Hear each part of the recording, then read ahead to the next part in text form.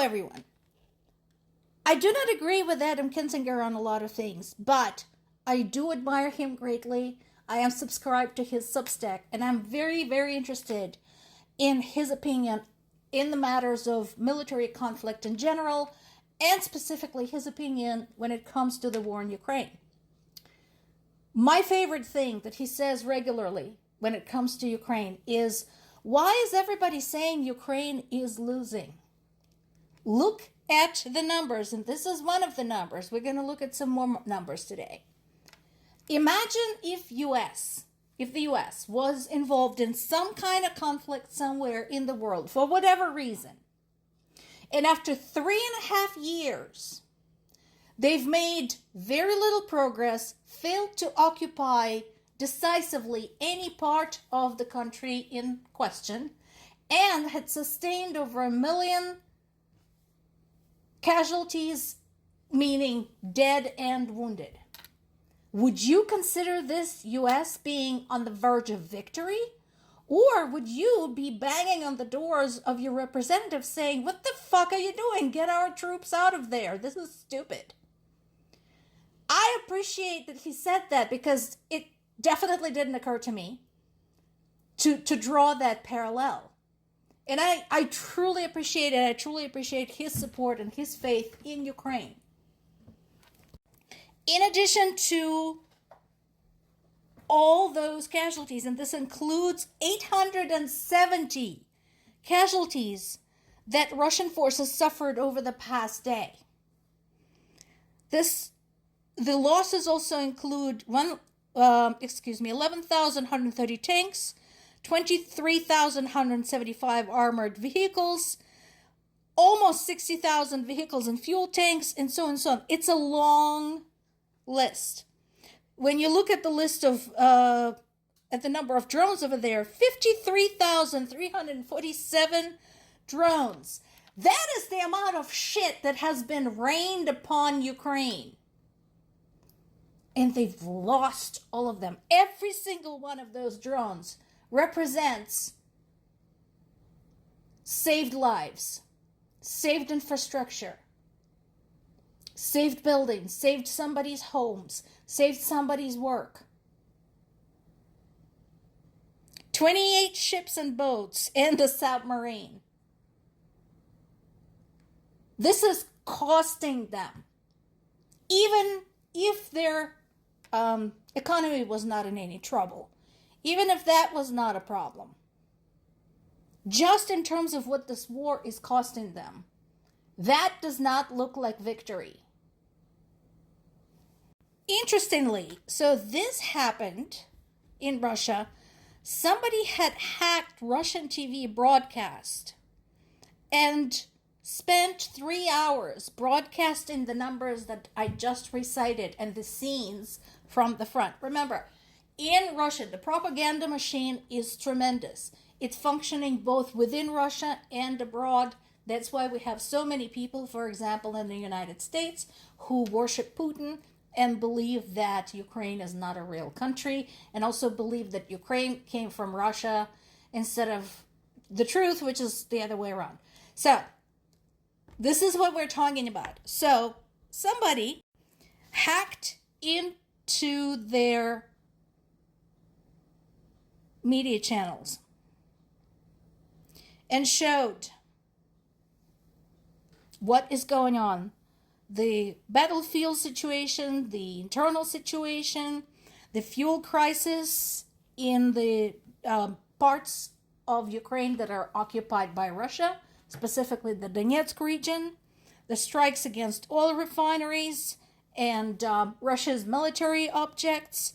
The whole thing was aired on 116 television channels. The video pointed out that Putin has not fully captured a single Ukrainian region. Now, while Ukrainian intelligence services know that this was done within Russia, they don't know specifically who did it. They're calling them cyber partisans. So, we might find out more, but whoever did this, kudos to you. Whoever did this, yes, you put yourself in an insane amount of danger by doing this, but amazing flipping job. Good on you.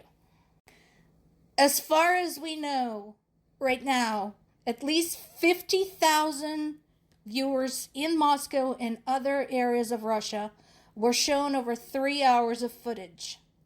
The same broadcast also appeared on apps via the Apple Store, Google Play, smart TVs, and other cable networks.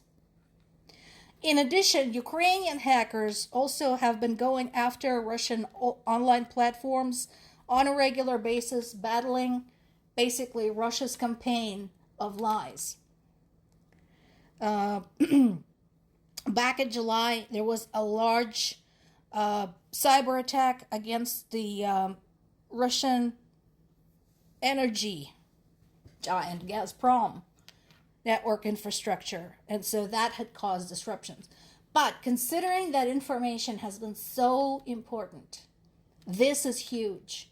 The fact that somebody hacked in on that scale for 3 hours with all that information to tens of thousands of people, that is boss.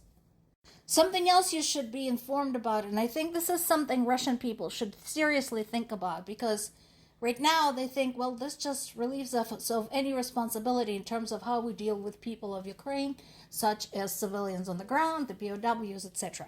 So what is this all about? So we already know that back in March of 2022, Russia got kicked out of the Council of Europe. As the result, Russia no longer was the party to the European Convention on Human Rights. Today, they have officially withdrawn from European Convention for the Prevention of Torture and inhuman or degrading treatment or punishment. Now, not only do they now lose the access to the independent review when it comes to all things torture, degrading treatment, etc., but I think this has yet to dawn on people in Russia. They are about to lose the ability to bring cases against their own government to the European Court on Human Rights. So, if Russian government decides to torture its citizens, there is nothing they can do because Russia is no longer part of this convention. They either have to get out of Russia, good luck with that, or they have to be silent. Something definitely to ponder. And yes, erosion of human rights standards, they were never very high in Russia. They're about to go like below ground low. We do have some encouraging news in Ukraine's ability to wage warfare. Ukraine had shot down Russia's Orlan mother drone. We talked about mother drones some time ago. Basically, a big drone carrying little drones under its wings. So it would travel some distance, then release the little ones to do their thing. So Russians were celebrating this. Again, they like to say that their weapons are indestructible. Well, this one is definitely destructible. Now we know. In addition to these advances in air defenses, Ukraine now, of course, has its own new missiles, long-range missiles that they can use against Russia. Now, Trump tried saying something like, oh, they have no right. And Ukraine said basically, no. You guys told us that we cannot use foreign weapons against long-range targets in Russia. This is not foreign. This is ours. We can use our weapons that you did not give to us wherever we fucking want. So, bye-bye. Good for them. More to come.